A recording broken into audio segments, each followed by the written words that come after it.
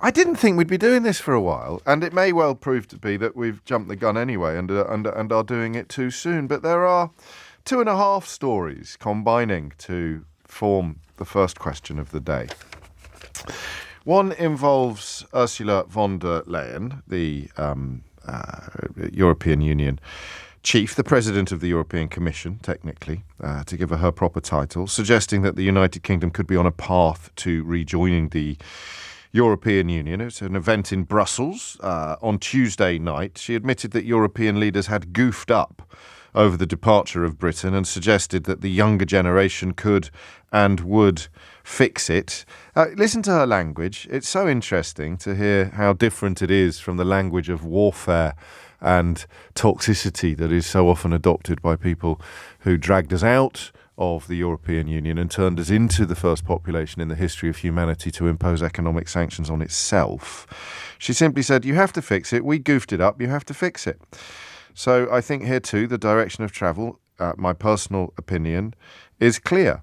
And she talked about the Windsor Agreement, which remains probably the only significant achievement of Rishi Sunak's premiership, is fine-tuning and finessing an attempt to undo some of the Brexit damage done by Boris Johnson's so-called oven-ready deal, although you'll rarely see it reported like that in the newspapers that continue to cheerlead for both of them. And she described it as a sort of rapprochement among friends, although she didn't use that exact word. Let me get the exact phrases. I'll start being a bit more professional.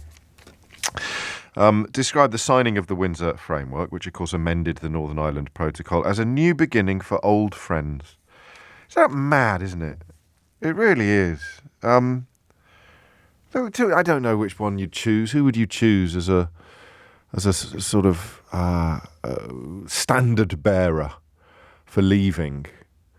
And then here you have someone who is a standard bearer for the Union, for the Commission, and she describes the Windsor Agreement as a new beginning for old friends. No rancour, no vitriol, no toxicity, no hatred, no jingoism, no racism, no abuse, no fact-free faffing about. Just a simple statement. It's a new beginning for old friends. It can almost make you nostalgic for the days when we could have conversations about politics in this country without having to include sort of rancid contributors from the extreme fringes of political discourse. I certainly, before they demanded attention at every turn from every corner with their bogus victimhood and ludicrous othering. But so that's story number one. Sorry, I've gone off on a bit of a tangent, but you're used to it by now. The young will reverse Brexit, says EU chief, is how the Telegraph report it.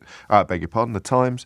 While the Guardian says Sunak rejects von der Leyen claim that UK could rejoin EU, because of course he does, although Keir Starmer has made it clear he wants to improve relations. It is A, not clear how he would do that, except with further alignment, and B, he is certainly not making any noises that dyed-in-the-wool rejoiners would welcome or celebrate. So that's story number one. Story number two is some interesting YouGov polling. The transition period ended on December the 31st, 2020, you'll remember. So from January the 1st of 2021, it was real. YouGov has just asked, do you think, since the transition period ended on the 31st of December 2020, do you think Brexit has gone well or badly?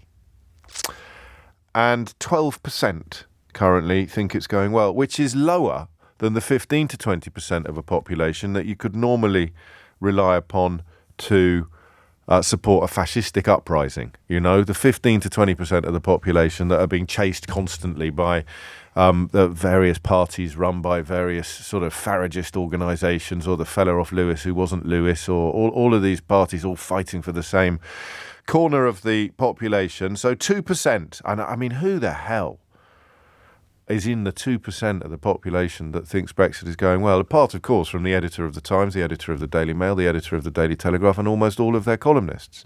But outside of that curious little coterie, and the Conservative cabinet, of course, 2% of the population, with all of the usual caveats about polling, 2% of the population are persuaded that Brexit is going very well. And yet the narrative of most media in this country is either, from the people who encouraged you to vote for it, is either absolute silence and a claim that nobody wants to talk about it, which is weird because it would be a little bit like coming off the back of the World Cup win in 1966 and just 2 or 3 years later insisting that nobody wants to talk about it again, unless, of course, you didn't win anything, in which case you should probably put your hands up and say sorry.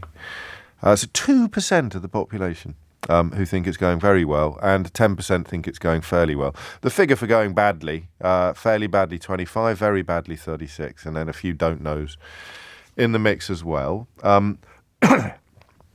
Lemon and honey, I think, probably, more than coffee today. We shall see. That's story number 2.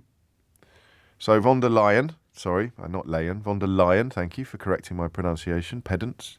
Von der Leyen, essentially addressing the inevitability of it, but surprising me with the speed or the earliness of this observation. And then you've got the polling, which is surprising only insofar there are still 12 in 100 people who think that Brexit is going either very well or fairly well, which is a frankly remarkable figure. And on the other side of the scales, you've got 61 saying badly. But don't think that that means 61% of people think it was a bad idea to do it in the first place. Many of them remain convinced that there is a brilliant Brexit to be had. It just goes to a different school. And that is the problem with allowing hecklers onto the stage, is that when the hecklers get onto the stage, it turns out all they can do is heckle. So now the government is doing UKIP-style heckling at the government over the Brexit that has not yet been delivered because it doesn't exist, but which could exist if only you learn to believe more. The unicorns are due at platform 2 at 10:15. And then the third story, which it's a bit cheeky because it's one restaurant, but if you were listening yesterday, and if you weren't, then I want a letter from your mum explaining why by the end of morning break. The third story picks up on a lot of what we talked about yesterday.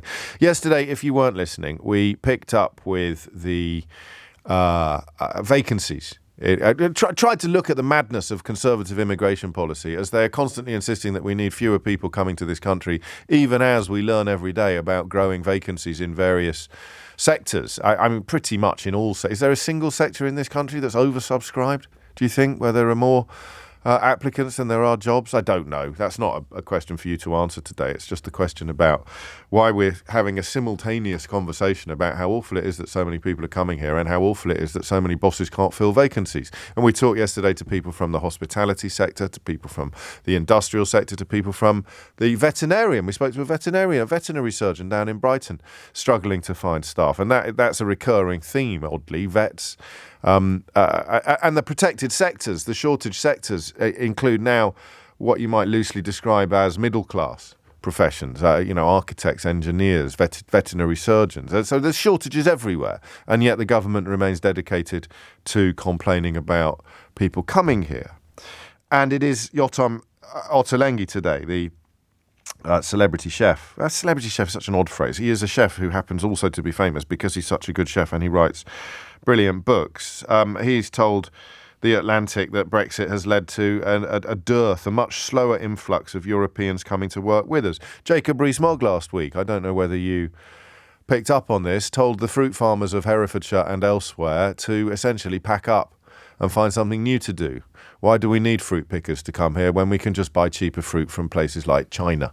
Was the essential thrust of what he had to say. So even the people that told you everything was going to be brilliant, including for British farmers, are now essentially admitting that British farmers are facing a form of commercial oblivion, and on it goes. So those are the three stories that I've tied together this morning. The opinion poll from YouGov that shows just 12% of the population thinking that Brexit has gone well.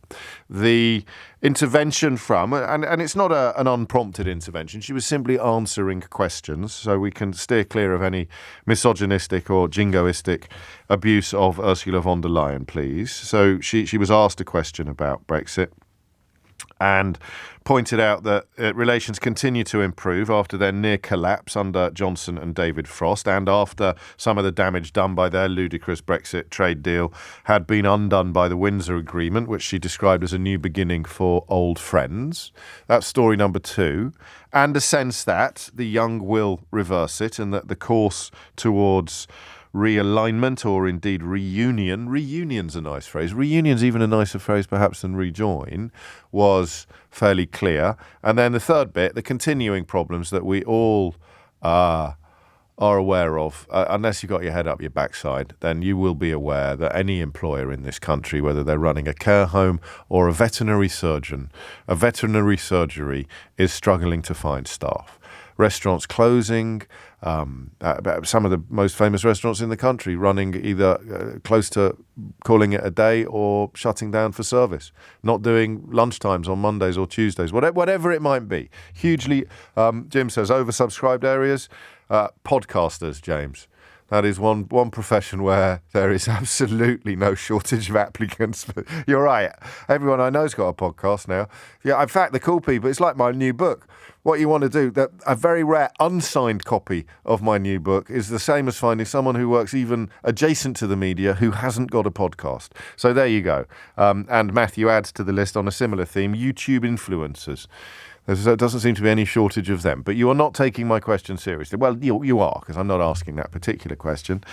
I'm asking this. So, to be personal for a moment, Brexit obviously has been something that I have found enormously saddening, occasionally infuriating, enraging even, and constantly engaging. I find it a psychologically and politically hypnotic that a population can be persuaded to do something so obviously stupid by some obviously awful people.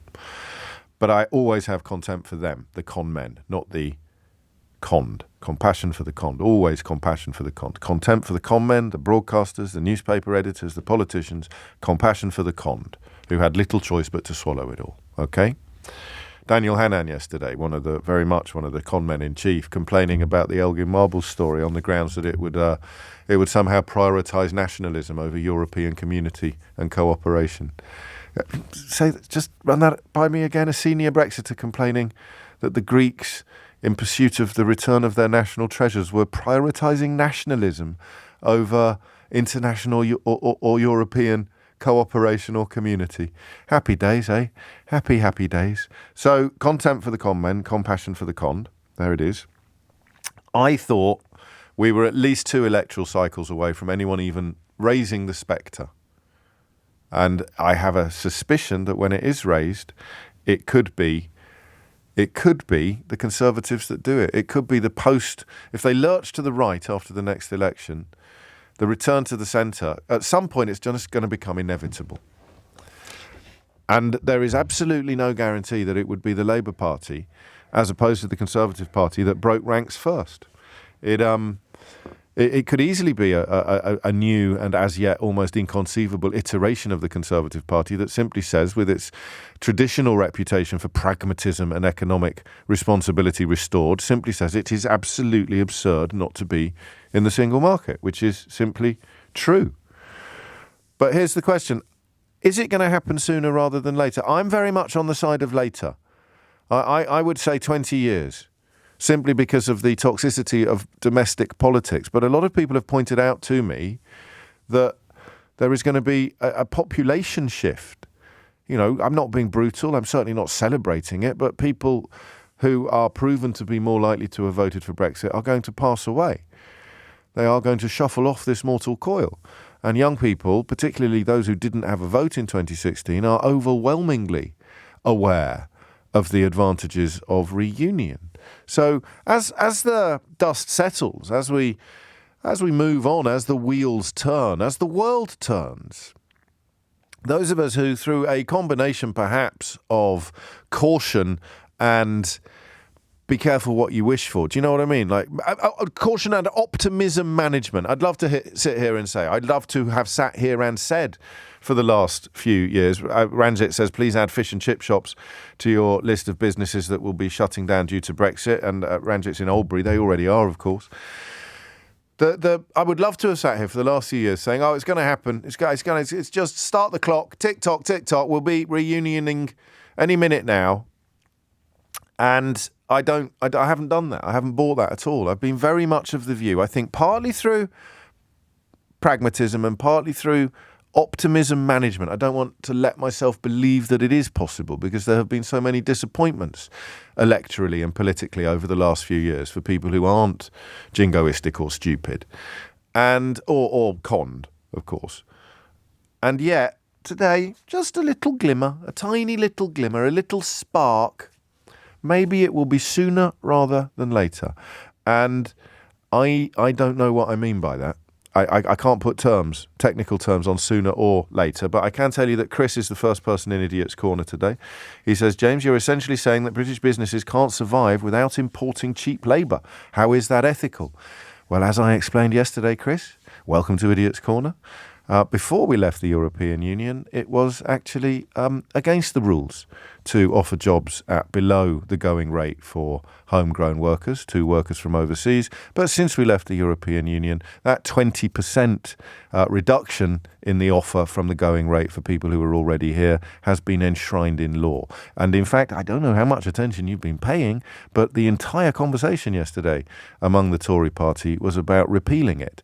So that you would no longer be able to offer lower wages to people from overseas to come here and work in the sectors where there are distinct and obvious shortages caused by, Chris, the Brexit that I suspect you voted for. So that's a nice early opening for Idiot's Corner. No doubt Chris will be finding plenty of people to keep him company in the next hour or so. So there it is, 20 minutes after 10 on a miserable, freezing cold Thursday morning. Can we warm the cockles of our collective hearts a tiny bit by wondering whether reunion with the European Union is likely to happen a little bit sooner than perhaps we feared. Sooner rather than later.